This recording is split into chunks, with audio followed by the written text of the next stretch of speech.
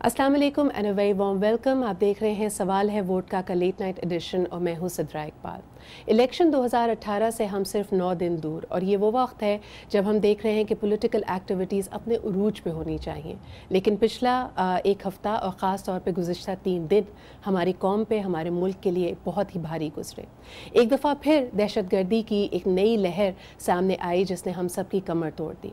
150 से ज़्यादा शहादतें और 250 से ज़्यादा लोग इस वक्त ज़ख्मी हैं और एक दफ़ा फिर हमें ये लगता है कि हमारे सारे दावे उनमें कहीं ना कहीं खामी भी है और कमज़ोरी भी।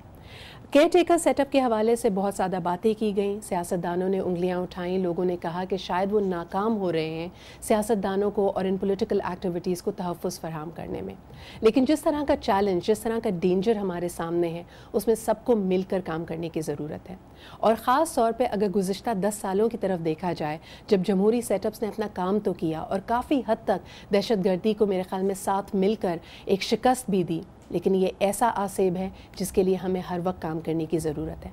हमारी इस वक्त दुआएं, हमारी उमंगें उन लोगों के साथ हैं जिसका इसमें जानी नुकसान हुआ है, लेकिन ये दर्द, ये तकलीफ़ पूरा पाकिस्तान महसूस कर सकता है।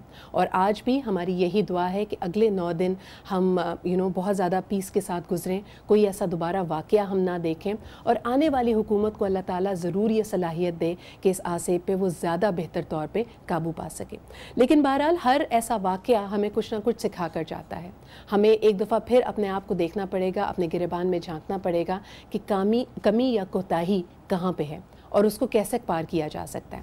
आज का प्रोग्राम इसी मौजू पे और इसी हवाले से बात करने के लिए हमारा पैनल हमारे साथ है। हमारे साथ मौजूद हैं लेफ्टिनेंट जनरल रिटायर्ड अमजद सुएब साहब जो कि डिफेंस एनालिस्ट हैं। हमारे साथ कराची से मौजूद है रिफत सईद साहब जो कि हमारे ब्यूरो चीफ हैं।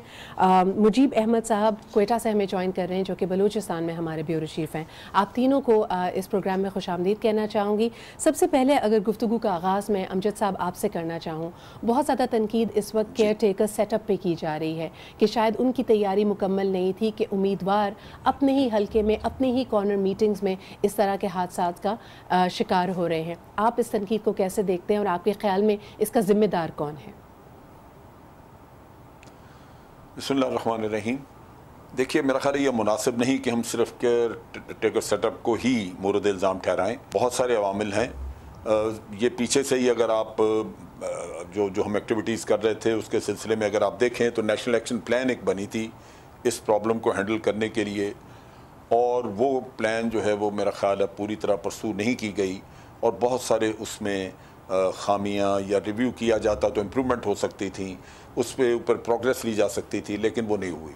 और उसका नतीजा ये निकला कि जब फाइनेंशियल एक्शन टास्क फोर्स ने भी ये ऑब्ज़र्व किया कि हम मनी लॉन्ड्रिंग और टेरर फाइनेंसिंग के मामलात पे बहुत तवज्जो नहीं दे रहे और उसमें हमारे कवानीन में कमज़ोरियाँ हैं या इम्प्लीमेंटेशन में कमज़ोरियाँ हैं, तो हमें ग्रे लिस्ट पे डाल दिया गया। ये मेरा ख्याल है कि पिछली हुकूमत का एक बहुत बड़ा फेलियर था, जो कि बहुत सारे मामलात उस हुकूमत ने किए, बहुत सारी कामयाबी भी मिली, लेकिन मुकम्मल तौर पे इस तरफ तवज्जो नहीं दी और पिछला 1-1.5 साल सिर्फ मियाँ नवाज शरीफ साहब की करप्शन को डिफेंड करने में, उनका दिफा करने में ज़ाया किया।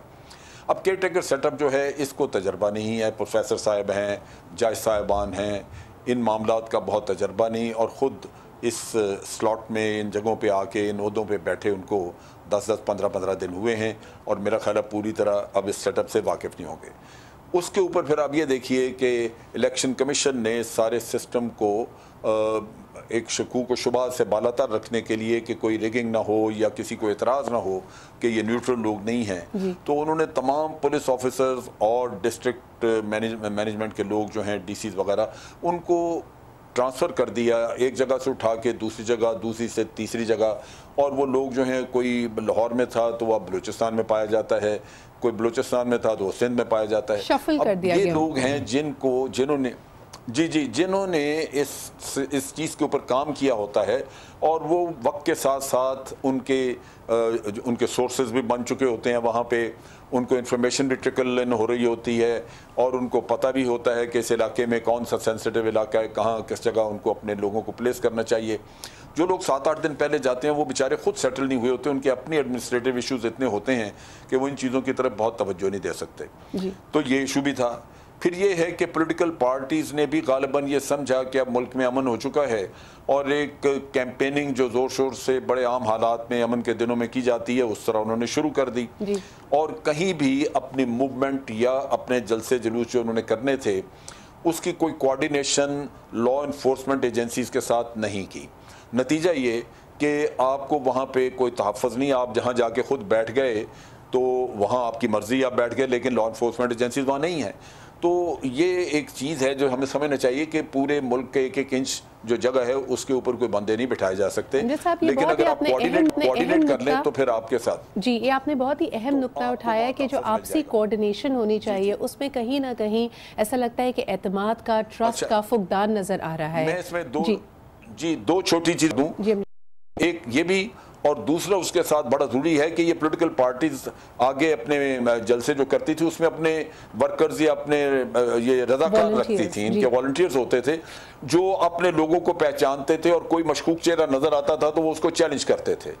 اب وہ والنٹیئرز بھی انہوں نے نہیں رکھے ہوئے، نتیجہ یہ کہ وہ ان کا انٹرنل سسٹم بھی کام نہیں کر رہا، اور اس کے ساتھ ساتھ جو کوئٹہ مستونگ کا واقعہ ہوا ہے اس میں بہت جو تباہی مچی، بہت زیادہ لوگ جان سے گئے، وہ اس لیے کہ مستونگ میں فرسٹ ایڈ وغیرہ اویلیبل نہیں تھی، لوگوں کو ہاسپٹل شفٹ کرنے میں 1.5-2 گھنٹے لگے، اور وہ خون کی کمی کے باعث بہت ساری ہلاکتیں ہو گئیں۔ اب اگر یہ لوگ اپنے ساتھ جو دور علاقوں میں جاتے ہیں 1-2 ایمبولینسز، فرسٹ ایڈ کا انتظام وغیرہ بھی ساتھ رکھیں، تو اول تو یہ واقعات نہ ہوں، ان کا تحفظ ہونا چاہیے، لیکن خدا نہ خواستہ اگر کچھ ہو جائے یا ایٹ لیسٹ ایسی کوئی بھی کارنر میٹنگ کرتے ہوئے یا ایسا کوئی بھی جلسہ ارینج کرنے سے پہلے، کوئی بھی میٹنگ ارینج کرنے سے پہلے ایٹ لیسٹ، کیونکہ دیکھیں ان لوگوں کا جو آپ کی کال پہ وہاں آ رہے ہیں ان کی جان و مال کی حفاظت بھی انہی امیدواروں کے سر پہ آتی ہے، آپ کی کال پہ آپ کے نام پہ وہ وہاں پہ آ رہے ہوتے ہیں، تو ایٹ لیسٹ ایسی جگہ کا انتخاب کریں جس سے قریب کوئی ایمرجنسی یونٹ ہو۔ لیکن یہ جو آپ نے بات کی، یہ مجیب صاحب کے پاس لے جانا چاہوں گے۔ مجیب صاحب، کیا دیکھتے ہیں آپ، جو خاص طور پہ جب پہلے یہ نیوز بریک ہوئی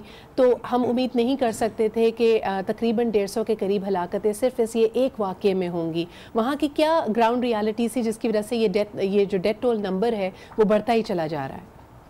دیکھیں صدرہ، جو سچویشن وہاں پہ تھی اس سے ہم بخوبی آگاہ تھے، اور جو لوگ بلوچستان سے واقف نہیں ہیں وہ باہر بیٹھ کے تو سچویشن کو عجیب طرح سے ڈسکس کر لیتے ہیں، لیکن جو یہ علاقہ ہے مستونگ کا درنگڑ، یہ دور دراز مستونگ سے بھی آگے 25 کلومیٹر دور ہے، اور بالکل پہاڑوں کے قریب کا علاقہ ہے۔ یہاں پہ نہ سڑک ہے، نہ بنیادی سہولتیں ہیں، نہ کوئی صحت کے مراکز ہیں، نہ ہی تعلیم ہے، اور جہاں پہ یہ جلسے کا انتظام کیا گیا تھا یہ 2-3 دیہات کے بیچ میں ایک کھلی جگہ ہے، میدان آپ اس کو کہہ لیں، وہاں پہ کچھ احاطے بنائے گئے تھے، اس میں ٹینٹ لگایا گیا تھا۔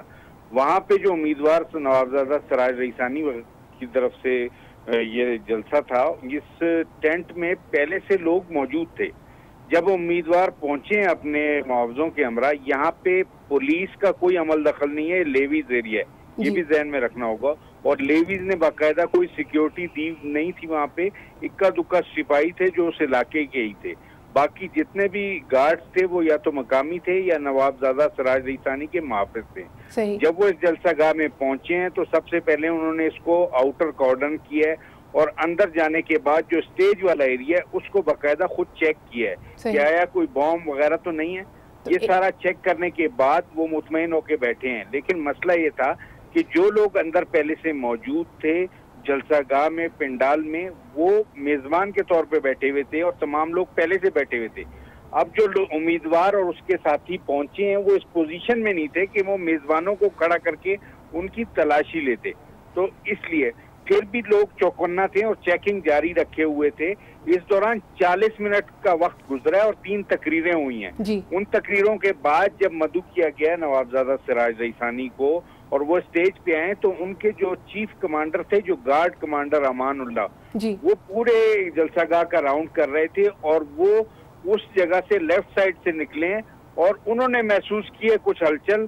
جب نوابزادہ سراج اسٹیج پہ آئے تو وہ تیزی سے لوگوں کو چیرتے ہوئے اس جانب بڑھے جہاں انہیں شک تھا۔ جیسے ہی وہ وہاں پہنچے ہیں تو یہ بلاسٹ کیا گیا، اور جو عینی شاہدین ہیں خاص طور پہ وہ جو مولوی صاحب بہت بہت شکریہ یہ تمام ڈیٹیلز ہمارے ساتھ شیئر کرنے کا. اس پہ ہم مزید بات کرتے ہیں, ایک چھوٹا سا بریک لیں گے. ایسا کوئی بھی افسوسناک واقعہ ہوتا ہے تو انسان سوچنے پہ مجبور ہے کہ اس طرح کی تمام تر سیکیورٹیز اور فلٹرز اور اپنی طرف سے تمام ڈیو ڈیلیجنس کے باوجود جب ایسی چیزیں ہوتی ہیں تو ہمیں پھر بھی میرے خیال میں ایک ساتھ بیٹھنے کی اور اس کے لیے ایک لائے عمل ایسا بنانے کی ضرورت ہے جو فول پروف ہو. کیا یہ ممکن ہے؟ یہ ہمارا بڑا سوال ہوگا, لیکن ایک چھوٹے سے بریک کے بعد.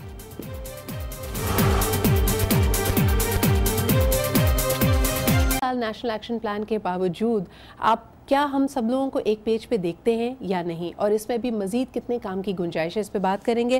ہمارے ساتھ موجود ہیں لیفٹیننٹ جنرل امجد شعیب صاحب, اور ابھی ہمیں پروگرام میں جوائن کیا ہے اویس توحید نے, سینئر جرنلسٹ اینڈ تجزیہ کار. بہت بہت شکریہ اویس ہمارے ساتھ ہونے کا. گفتگو اگر دوبارہ سے اس کا سلسلہ رفت صاحب آپ سے جوڑوں, یہ جو صورتحال ہمارے سامنے کافی دردناک ہے, کافی خوفناک ہے, لیکن پھر سوال یہ بھی پیدا ہوتا ہے کہ تمام کا تمام الزام اور جو ملبہ ہے وہ اس وقت ہم کیئر ٹیکر حکومت پہ کیوں ڈال رہے ہیں؟ دیکھیں سدرا, جو جنرل صاحب نے ایک بات کہی تھی کہ کیئر ٹیکر گورنمنٹ میں کوئی اس طرح کے لوگ نہیں ہیں کہ ان چیزوں کو سمجھیں, اور وہ بات ان کی بالکل درست تھی کہ جو لوگ ان چیزوں کو سمجھتے ہیں, جو ان علاقوں میں پوسٹڈ تھے, جو ایک عرصے سے ان چیزوں کو دیکھ رہے تھے, ان کے وہاں سے جب تبادلے کیے گئے, کیونکہ اگر ان کو وہاں سے نہیں ہٹایا جاتا تو پھر ایک الزام یہ لگتا ہے کہ انتظامیہ تبدیل نہیں کی گئی, تو لہٰذا اس کا بھی ایک فرق پڑا ہے. پھر یہ ہے کہ ہم تھوڑا سا مطمئن ہو جاتے ہیں. بحیثیت قوم ہمارا یہ مزاج ہے کہ ہم یہ سمجھتے ہیں کہ اب ہم نے دہشت گردی سے ہم نمٹ لیے ہیں, اب ہم نے بالکل سب چیزیں ٹھیک کر لی ہیں, واقعات رک گئے ہیں, تو مطمئن ہو گئے. تو میرے خیال میں ایک وجہ یہ بھی ہے جس کے بعد یہ دہشت گرد فعال ہوئے اور اس قسم کا واقعہ ہوا. مستونگ کی جہاں تک بات ہے, مستونگ کوئی وہاں پہلی مرتبہ اس قسم کا واقعہ نہیں ہوا ہے.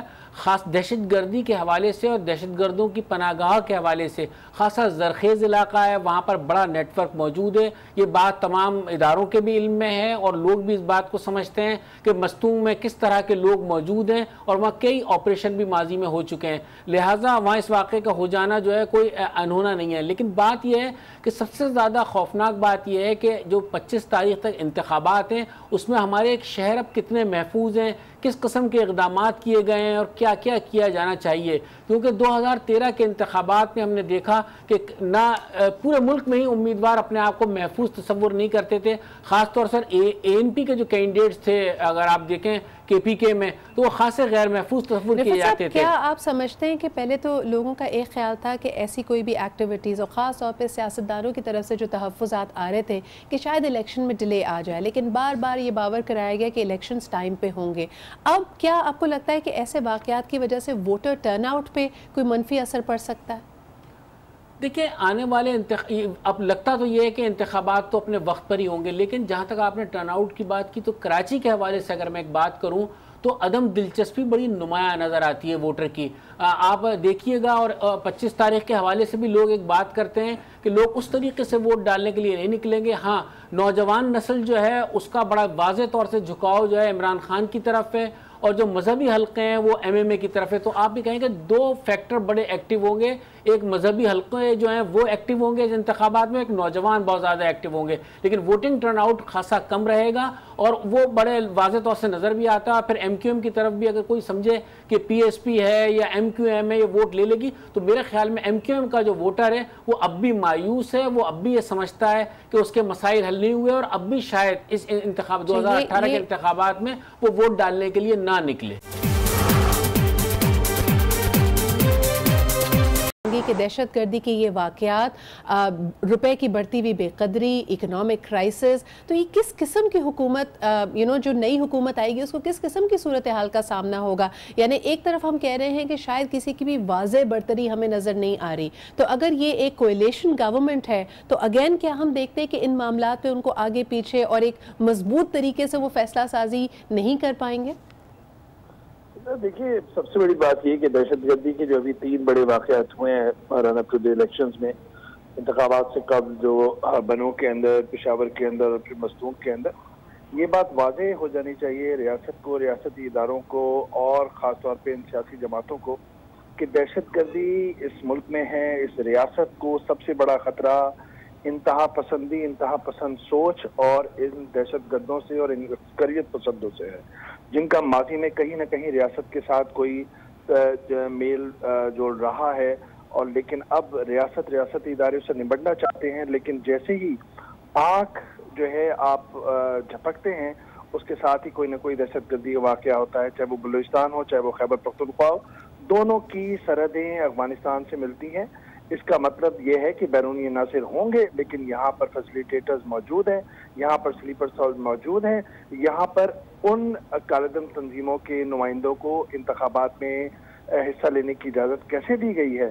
یہ کوئی ہمارے آپ کی عقل اس کو سمجھنے سے قاصر ہے کہ ان سیاسی جماعتوں کو بھی عقل کے ناخن لینے چاہیے، ہوش کے ناخن لینے چاہیے کہ کس طریقے سے یہ اپنے ایک سیٹوں کے لیے یا 2 سیٹوں کے لیے جو ہے ان کے ساتھ اتحاد کرتے ہیں، انڈرسٹینڈنگ کرتے ہیں۔ یہ کس طرح جو ہے ایک کالعدم تنظیم کے جو نمائندے ہیں وہ انتخابات میں حصہ لینے کے لیے، اور کون سی مین اسٹریمنگ، کس کی مین اسٹریمنگ؟ ان جہادیوں کی مین اسٹریمنگ، ان عسکریت پسندوں کی مین اسٹریمنگ، ان کالعدم تنظیموں کی مین اسٹریمنگ، جس کی بنیاد پہ عالمی برادری کے سامنے آپ تو خوار ہو رہے ہیں۔ ہم اپنے آنگن کے اندر آگ لگی ہوئی ہے، 70,000 جانیں گنوا چکے ہیں، اس کے بعد بھی یہ ہوش میں آنے کی بات نہیں ہے۔ پھر بھی ہم یہ بات کریں گے کہ ہمارے منشور میں کیا ہونا چاہیے۔ ہمارے منشور میں کیا ہونا چاہیے؟ سب سے پہلے ریاست کی ایگزسٹنس کو کس سے خطرہ ہے؟ اس سوچ سے خطرہ ہے، ان دہشت گردوں سے خطرہ ہے۔ ان کے خاتمے کے لیے کیا کر رہے ہیں؟ طویل المدت پالیسی چاہیے، طویل المدت ایک جنگ چاہیے۔ یہ کوئی 1-2 سال کا تو نہیں ہے، نہ صرف سیکورٹی فورسز کا کام ہے، یہ سب کا کام ہے۔ تو ہمیں اپنے گریبان میں بھی جھانکنا چاہیے، اپنا گھر صاف کرنا چاہیے۔ یہ انتخابی مہم پر لیکن ویس آپ نے جو یہاں پہ ذکر کیا نیشنل سیکیورٹی فورسز کا، ان کی تو باقاعدہ میٹنگز ہو رہی تھیں، ان کا سب کا ملنا تھا، تمام سٹیک ہولڈرز ایک پیج پہ تھے، اور اسی کی وجہ سے بار بار یہ کہا جاتا ہے کہ امن قائم ہوا۔ کراچی میں امن قائم کرنے کے حوالے سے پی ایم ایل این اس کا بڑا کریڈٹ لینا چاہتی ہے کہ دیکھیں جی کراچی میں امن نہیں قائم ہو پا رہا تھا، لیکن ہمارے دور حکومت میں یہ کر پائے، یہ ڈیلیور کر پائے۔ امجد صاحب، کیا ان کا یہ کریڈٹ لینا واضح ہے؟ جبکہ اب 2-3 چیزوں کی طرف اویس نے بھی یہاں پہ اشارہ کیا، ایک تو افغانستان کا حوالہ دیا، جو کہ ہم نے ایک طرف یہ بھی دیکھا کہ صدر افغانستان نے چیف آف آرمی سٹاف کو کال کی اور یقین دہانی کرائی کہ ان کی طرف سے مکمل تعاون ہوگا اگر کوئی بھی اس طرح کے ایلیمنٹ سرحد پار سے آتا ہے۔ لیکن 5 سال اس حکومت نے جو گزارے ہیں اقتدار میں، ہمارے پاس فورن منسٹر نہیں تھا، تو ہماری بیک ڈور ڈپلومیسی، ہماری فرنٹ لائن ڈپلومیسی، یہ وہ تمام میرے خیال میں بیٹل فیلڈ سے جو ہم نے اوپن چھوڑے ہوئے تھے۔ آپ کیا کہیں گے اس بارے میں؟ دیکھیے، of having a foreign minister اور ناٹ، یہ ایشو بالکل مختلف تھا۔ افغانستان جو ہے وہ آج کوئی بہت انڈیپینڈنٹ ریاست کے طور پہ کام نہیں کر رہا، خود حکومت جو ہے وہ 2 حصوں میں بٹی ہوئی ہے۔ ایک وقت تھا کہ ایران، رشیا اور انڈیا یہ مل کے ناردرن الائنس عبداللہ گروپ کو مدد کرتے تھے، اب وہ پیچھے ہٹ گئے ہیں اور وہ طالبان کی مدد کر رہے ہیں۔ تو یہاں پہ ایک کانفلکٹ آف انٹرسٹ بھی موجود ہے۔ انڈیا نے ان کو ہوسٹیج بنایا ہوا ہے وہاں پہ ناردرن الائنس کو، کیونکہ ان کی اکیلا مددگار ابھی وہاں پہ وہی ہے یا یہ امریکہ وغیرہ ہے، تو وہ ایشو تو وہاں سے ہے۔ لیکن آپ یہ دیکھیے کہ ہم نے اس چیز کو کنٹرول کیا تھا، بڑی ایکسٹینسو چیک پوسٹ تھیں اور چیکنگ سسٹم ایک بنایا تھا جس کے ذریعے لوگوں کو موومنٹ میں دقت تھی اور وہ پکڑے جاتے تھے یا کم از کم ڈٹر ہو جاتے تھے، موو نہیں کرتے تھے۔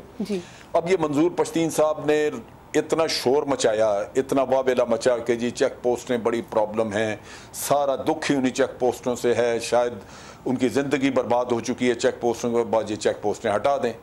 اب فاٹا میں تو چیک پوسٹیں جو ہیں وہ بالکل برائے نام ہیں، وہاں سے بہت ساری ہٹا دی گئی ہیں۔ اسی طرح چمن سائڈ سے اور ان علاقوں سے بھی چیک پوسٹیں بہت ساری ختم کر دی گئی ہیں۔ پھر افغانستان کے ساتھ موومنٹ میں بھی ریلیکسیشن آئی، کیونکہ جیسے موومنٹ پہ ریسٹرکشن رکھتے ہیں تو شور مچنا شروع ہو جاتا ہے کہ جی ہمارا کاروبار خراب ہو گیا، ہمارا یہ خراب ہو گیا۔ تو یہ چیزیں بھی آپ ذہن میں رکھیے کہ یہ موجود ہے ایک مسئلہ جہاں چیک پوسٹیں اب وہاں پہ خاص نہیں ہیں۔ دوسری طرف یہ ہے کہ آپ کے اپنے بڑے ایشوز ہیں جن کی وجہ سے آپ پوری اپنی، میں نے جیسے پہلے بھی کہا کہ نیشنل ایکشن پلان آپ نے امپلیمنٹ نہیں کی پوری طرح۔ اب یہ جو فیسیلیٹیٹرز آپ کو ملتے ہیں جس کی ہم بات کرتے ہیں، آپ فیسیلیٹیٹرز ختم کر دیں، نئے پیدا ہو جائیں گے، کیونکہ پیسہ انفیکٹ پیسہ ہے جو سب سے زیادہ اپلائی ہوتا ہے اور وہ کام کرتا ہے کہ ایک انڈیویجول کو آپ اتنی رقم دے دیں، وہ لالچ میں آ کے آپ کو، اس کو پتہ نہیں ہوتا ہے ڈیزائن یہ کیا کرے گا جا کے، لیکن وہ آپ کی مدد کر دیتا ہے جتنا وہ کر سکتا ہے۔ تو یہ ایشو بھی وہاں موجود ہے، تو وہ فیسیلیٹیٹر آ جاتے ہیں۔ جہاں تک مین سٹریمنگ کا تعلق ہے، یہ بعض پارٹیز کو یہ بہت زیادہ آج کل شور مچائیے کالعدم تنظیموں کا مین سٹریم ہونا۔ جی میں اس پہ بات، افغانستان میں گل بدین حکمت یار کو کابل کا قاتل کہا جاتا تھا، اور اس کے اوپر بے شمار مقدمے اور الزامات تھے قتل و غارت کے. ایک دن فیصلہ ہوا کہ جی اس کو اندر لانا مین سٹریم میں, وہ لے آئے. پوری دنیا میں کسی کو کوئی تکلیف نہیں ہوئی کہ کیوں لائے گئے ہیں. آپ اپنے لوگوں کو اگر دیوار سے لگا دیں گے تو آپ کے خلاف ریئیکٹ کریں گے. انہوں نے اگر ایک پولیٹیکل پارٹی بنتی ہے تو اس کو اپنا مینیفیسٹو دینا ہوتا ہے, اس کو الیکشن کمیشن کو اپنے فنڈز ڈکلیئر کرنے ہوتے ہیں, اس کا سورس دینا ہوتا ہے. آپ کو چیک رکھنا نسبتاً آسان ہو جاتا ہے ان کے اوپر, اور وہ اپنے مینیفیسٹو سے ہٹتے نظر آئیں تو پارٹی کو بین کر دیا جاتا ہے. لیکن اگر یہ چیزیں آپ ان کو کھلا چھوڑیں اور مقدمہ بھی ان کے اوپر کوئی نہ ہو, عدالتوں میں بھی نہ لے جا سکیں, اور ان کو دھتکارتے بھی رہیں سارا دن سارا سال, اور ان کو دھکے بھی لگتے رہیں کہ جی آپ کو یہ نہیں کرنے دیں گے وہ نہیں کرنے دیں گے, تو وہ آپ کے خلاف ہو جائیں گے. نتیجہ یہ ہے کہ وہ بھی جو آج مین سٹریم میں آنا چاہتے ہیں, اپنے پرانا پاس چھوڑنا چاہتے ہیں, بھولنا چاہتے ہیں, اس کو کنڈیم کر رہے ہیں, وہ لوگ بھی آپ کے بہت زیادہ اور ایفیکٹو سٹریٹجیز بنانے کی ضرورت ہے. اور اس میں سے ایک بات یہ کی جاتی ہے, اور خاص طور پہ تنقید کے زمرے میں اس بات کو کیا جا رہا ہے کہ کیوں یہ کالعدم تنظیمیں مین سٹریم پالیٹکس کا حصہ بننے جا رہی ہیں. کچھ لوگوں کی طرف نشاندہی کرتے ہوئے یہ کہا جا رہا ہے کہ کیوں وہ سال 2018 کے الیکشنز میں پارٹیسپیٹ کر رہے ہیں. اگر ان آوازوں کی طرح تھوڑا سا اس کے بیک گراؤنڈ میں جائیں تو رفت صاحب, یہ سب سے پہلے میرے خیال میں MQM نے بھی یہ آواز کراچی اور سندھ کے حوالے سے اٹھائی تھی کہ یہاں پہ وہ دیکھتے ہیں 2013 کے الیکشنز میں بھی کہا گیا کہ کالعدم تنظیمیں الیکشن کا پارٹ بن رہی ہیں. آپ سمجھتے ہیں کہ اس دفعہ صورتحال مختلف ہے اس سے؟ دیکھیں سدرا, ایک بات کہوں گا, ہمارا سیاست میں بڑا دوہرا معیار ہے. بات یہ کہ اگر کوئی چیز ہمیں سوٹ کرتی ہے تو ہم اس سے ساتھ بات چیت بھی کر لیتے ہیں, لیکن جو چیز ہمیں سوٹ نہیں کرتی ہے اس کو ہم یہ کہہ دیتے ہیں. انہیں کالعدم تنظیمیں, جنہیں ہم کالعدم تنظیمیں کہتے ہیں, جنہیں ہم اس قسم کی قوتیں کہتے ہیں, ان کے ساتھ اگر انتخابی الائنس کا معاملہ ہو تو ہم وہاں پہنچ جاتے ہیں. زندہ مثال ایک آج ہی کی ہے کہ آپ دیکھیں کہ تحریک انصاف کے کینڈیڈیٹ جو ہیں وہ مولانا اورنگزیب فاروقی کے پاس پہنچے مدد کے لیے, ان سے تعاون کی بات کی, کیونکہ وہ جس حلقے سے انتخاب لڑ رہے ہیں, اور عرفان اللہ مروت بھی گئے جو GDA کے امیدوار ہیں, تو وہ بھی مدد طلب کر رہے ہیں, اور جب مدد طلب کرنے کے لیے گئے تو ان سے یقیناً ووٹ بھی مانگا ہوگا. تو جب ووٹ کی ضرورت ہوتی ہے تو ہم ان کے پاس جاتے ہیں. میں جنرل صاحب کی اس بات سے اتفاق کروں گا کہ جب اس قسم کے لوگ اگر مین اسٹریم کی سیاست میں آنا چاہتے ہیں تو انہیں موقع فراہم کرنا چاہیے, نہ کہ یہ کہ وہ دوسروں کے کسی کے اعلی کار بن جائیں. بالکل یہ کوشش ہونی چاہیے کہ وہ سیاسی عمل میں شامل ہوں, سیاسی عمل میں انتخابی عمل میں شامل ہوں, تاکہ وہ ان چیزوں سے دور ہوں. تو یہ ہمیں دوہرا معیار سیاست میں ختم کرنا چاہیے. یہ دوہرا معیار اویس آپ بھی دیکھتے ہیں کہ ہم بحیثیت ایک قوم کے بھی ہمارا ہے, یا یہ صرف سیاستدانوں تک محیط ہے؟ دیکھیے, سیاستدانوں کا دوہرا معیار وہ تو بالکل صحیح بات ہے کہ الائنسز نہیں ہونے چاہیے. ان کے منشور میں ہونا چاہیے کہ کالعدم تنظیموں, شدت پسند سوچ رکھنے والے عناصر کے ساتھ یہ نہ الائنس کریں, اور وہ صرف سیاسی جو ہے پوائنٹ سکورنگ نہیں ہونی چاہیے. لیکن ساتھ میں جو بات ہے کہ ان کو قومی دھارے میں شامل کیا جائے, عسکریت پسندوں کو اور ماضی کے جہادیوں کو, اور خاص طور پہ ان کی مین اسٹریمنگ کی بات کریں, ان کو سیاسی دھارے میں لے کر آئیں, بالکل ہونا چاہیے, لیکن اس کا ایک پروسیس ہوتا ہے. اور سب سے بڑی بات یہ کہ یہ بھی ہمیں پتہ ہے کہ بحیثیت قوم, بحیثیت ریاست, نہ ہم سے اگلا جائے نہ نگلا جائے, یہ والی سچویشن ہے. بہت ہی آکورڈ پوزیشن ہے ان کے ساتھ ڈیل کرنا, اور ہمیں پتہ ہے کہ ڈیل کرنا کتنا مشکل ہے. It's a complex complicated issue. However, having said that, Sidra, ایک عمل ہوتا ہے, ایک پروسیس ہوتا ہے کہ کس طریقے سے ان کو شامل کیا جائے. دیکھیں, اس کا پارلیمان کے اندر کوئی بات ہوئی ہے, ان کی ڈی ویپنائزیشن ہوئی ہے, ان کی ڈی ریڈیکلائزیشن ہوئی ہے, کون سا ماڈل استعمال کیا گیا ہے. ہماری سینئر لیول پہ عسکری قیادت ویس اگر I'm sorry to interrupt you there, آپ جس پروسیس کی بات کر رہے ہیں, جو ایلیمنٹس آپ نے کہے, اس سے بھی پہلے ایک بنیادی سٹیپ تو یہ ہونا چاہیے کہ کیا ہم نے ان کے ساتھ کوئی ڈائیلاگ اس طرح کا کیا, لیکن جب بھی ان سے بات چیت کی بات ہوتی ہے تو وہ تو وہیں پہ اس کو فل سٹاپ لگا دیا جاتا ہے. نہ پارلیمنٹ کے اندر بات ہوئی ہے, نہ سیاسی جماعتوں کے ساتھ ڈیبیٹ ہوئی ہے, نہ کوئی سول سوسائٹی کے ساتھ ڈیبیٹ ہوئی ہے. تو بات یہ ہے کہ ان کو بالکل موقع ملنا چاہیے, اور یہ بالکل سیاسی دھارے میں بھی شامل ہو, قومی دھارے میں بھی شامل ہو, لیکن اپنے نیریٹو کے ساتھ نہ ہو, ریاست کے نیریٹو کے ساتھ جڑیں. یہ کیسے ہو سکتا ہے کہ وہ جو ہے اپنا آ کے سیاست میں بھی اور پوسٹرز پہ بھی ان کے پوسٹر بوائز بنے ہوئے ہوں, کھمبوں پہ لٹکے ہوئے ہوں, اور یہ دیکھا آپ نے یا لبیک رسول اللہ کی جو قیادت ہے, کس طریقے سے انہوں نے معاشرے کو یرغمال بنایا ہوا تھا. فیض آباد حرنے کے اندر کیا طوفان بدتمیزی تھی, وہ کیا قومی دھارے میں شامل ہونے کی بات تھی؟ میں سمجھ رہا ہوں کہ ان کو شامل کرنا چاہیے، لیکن اس کے ساتھ ساتھ یہ ضرورت بھی ہے ہماری امجد صاحب آپ کی طرف آنا چاہوں گی، خاص طور پہ جب نیشنل ایکشن پلان جس طرح اویس نے ایک بات کی ہے، میرے خیال میں تحریک لبیک اس زمرے میں ابھی نہیں آتی ہے. بات ہو رہی ہے کالعدم تنظیموں کی، بات ہو رہی ہے ان تنظیموں کی جو انتہا پسندانہ سوچ رکھتے ہیں. لیکن یہ تھوڑے تھوڑے فیکشنز کا فرق ہے. انفیکٹ آپ ہی کی بات کو پک کر کے میں امجد صاحب کے پاس جانا چاہوں گی کہ نفرت انگیزی اپنے آپ میں ایک شدت پسندی ہے. ہم یہاں پہ کالعدم تنظیموں کا کیا ذکر کریں، جتنے سیاستدانوں کے سیاسی بیانات آ رہے ہیں اس میں بھی ہمیں شدت نظر آ رہی ہے، اس میں بھی ہمیں نفرت نظر آ رہی ہے. لیکن بات یہ ہے کہ یہ جو تنظیمیں ہیں جن کی ہم بات کرتے ہیں، اصولاً تو جو اویس توحید کہہ رہے ہیں وہ درست ہے کہ اس پہ پارلیمنٹ یا حکومت کسی کمیٹی وغیرہ کے ذریعے کچھ فیصلہ کرتی اور ایک پلان ہوتی جس کے ذریعے ان کو ڈی ریڈیکلائز کیا جاتا. صحیح. لیکن بدقسمتی سے اگر حکومتیں ادھر توجہ نہیں دیتی اور یہ نہیں کیا، یہ لوگ جو ہیں یہ جنگ سے اٹھے،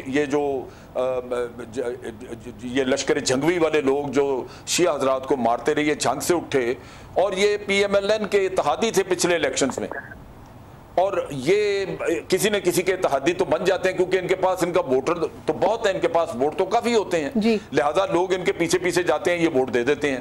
اس سے بہتر ہے یہ اپنے انڈیپینڈنٹ لڑے تاکہ ان کا چہرہ موجود ہو. لیکن ان کی ڈی ریڈیکلائزیشن ہونی چاہیے تھی، وہ نہیں ہوئی. اب بات یہ ہے کہ کسی نے ان سے بات نہیں کی، لیکن ایک تھنک ٹینک میں یہ ایشو ہینڈل کیا جا رہا تھا جس میں مجھے بھی انہوں نے انوائٹ کیا ہوا تھا کہ جی ان کو ڈی ریڈیکلائز کرنے کے لیے کیا ٹھیک ہے. تو آپ کہہ رہے ہیں کہ ایک سلسلہ تو یہی ہوتا ہے، لیکن ونس اگین اگر میں ایک بہت ہی ناخوشگوار، بہت ہی دردناک واقعہ تھا پاکستان کی ہسٹری میں، اے پی ایس کا ٹیرر اٹیک. رفعت صاحب، اس کے بعد ہم نے دیکھا کہ سب نے مل کر ایک نیشنل ایکشن پلان کیا. اگر ہم اموات کو ہی صرف کمپیئر کریں تو مستون کے واقعے میں بھی 150 شہادتیں ہوئیں which is almost the same number، لیکن وہ شعور، وہ بیداری ہمیں نظر نہیں آ رہی. اس وقت ایسا لگ رہا ہے کہ سیاسی رہنماؤں نے اس کو کنڈیم تو کیا ہے لیکن ایک ساتھ مل کر اس آسیب کو، اس ناسور کو، اس سے لڑنے کے لیے کوئی تدبیر کرنے کے لیے تیار نہیں ہے. آپ اس صورتحال کو کیسے دیکھ رہے ہیں؟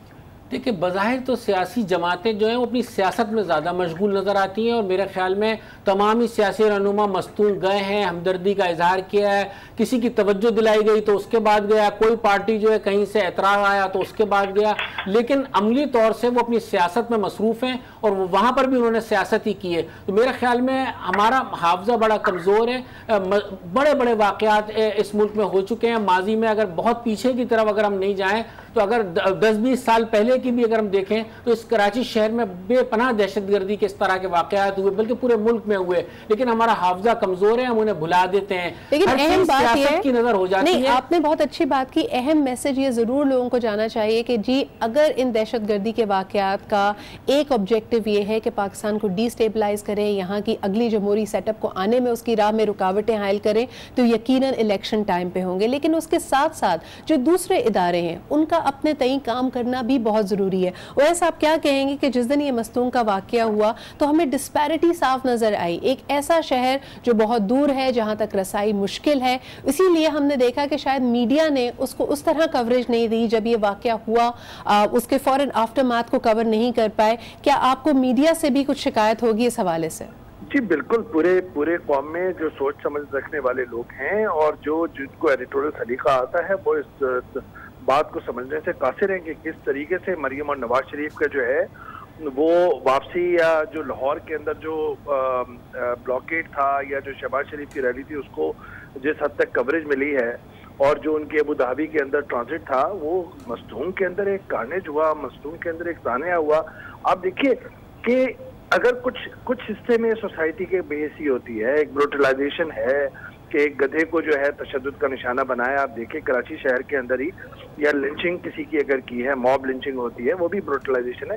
لیکن یہ تو ایک دہشت گردی جس کے اندر 150 جانیں ہم گواہ بیٹھے ہیں، اور اس سانے پر شروع ہو جب وہاں پر کوئی army chief of army staff ہے، کیا ان کا جانے کے بعد ہی کوریج ہوتی ہے؟ دیکھیں وہ چیف آف آرمی اسٹاف گئے اور اس کے بعد سیاستدانوں نے ان کو پھر فالو کیا. میڈیا بھی اسی لائن میں ہے. میڈیا کیسے یہ کر سکتا ہے؟ دیکھیں جب 10 لاکھ، میں صرف 4-30 سیکنڈ ہوا کہ جب شمالی بلوچستان کے اندر سب سے بڑا آپریشن ہوا فوج کا جس پہ عالمی برا لگی ہوئی تھی، 10 لاکھ قبائلیوں کا انخلا ہوا، بلوں کے اندر آئے، کرک کے اندر آئے. اس روز طاہر القادری ایک جہاز میں بیٹھے ہوئے تھے اور وہ نکل نہیں رہے تھے. 6 घंटे उसको कवरेज दी है मीडिया के अंदर और आधा घंटा, यानी हम ये भी कह सकते हैं कि जो भी तीसरी कुव्वत है, इनविजिबल हैंड है, वो भी ऐसे ही दिनों का चुनाव करती है जब हमारी जो अटेंशन है वो फ्रिटर्ड हो, जब हमें एक साथ एक जगह पे फोकस करने का मौका ना मिले। और खास तौर पे जाते जाते रिफत साहब एक सवाल करना चाहूंगी। मैं कहता जाऊंगा इस सारे मामले में कि अवैस भी मौजूद हैं और भी हमारे बहुत सारे कुलीग और साथी मौजूद हैं। हमें अपने आप को भी देखना होगा कि हमने खुद क्या रोल प्ले किया।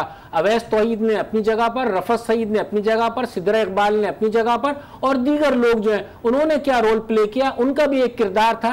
कहाँ किस तरीके से उन्होंने रोल प्ले किया अगर मस्तूम वाले वाक़े के बाद, इस पर भी हमें गौर करना चाहिए। और क्यों नहीं कर सके, क्यों हुआ, कितना किया, ये भी एक सवाल है। अगले 9 दिन बहुत ही क्रिटिकल होंगे पाकिस्तान के लिए, और जिस तरह के आपने कहा कि इन वाक़यात पे सियासत नहीं, इनका अब एक अमली सोल्यूशन हमें चाहिए। और ज़रूरी नहीं है कि सोल्यूशन को पाने के लिए या उस तक पहुँचने के लिए पहले इक़्तिदार की कुर्सी ज़रूर मिले। सियासतदानों को भी होश के नाखून लेने चाहिए कि इस वक्त की और कौम की ज़रूरत क्या है। इसी के साथ मुझे यानी सिद्रा इकबाल दीजिए। तमाम मेहमानों का भी मैं शुक्रिया अदा करना चाहूँगी। कल आपसे फिर मुलाकात होगी। अपना ख्याल रखिए। अल्लाह हाफ़िज़।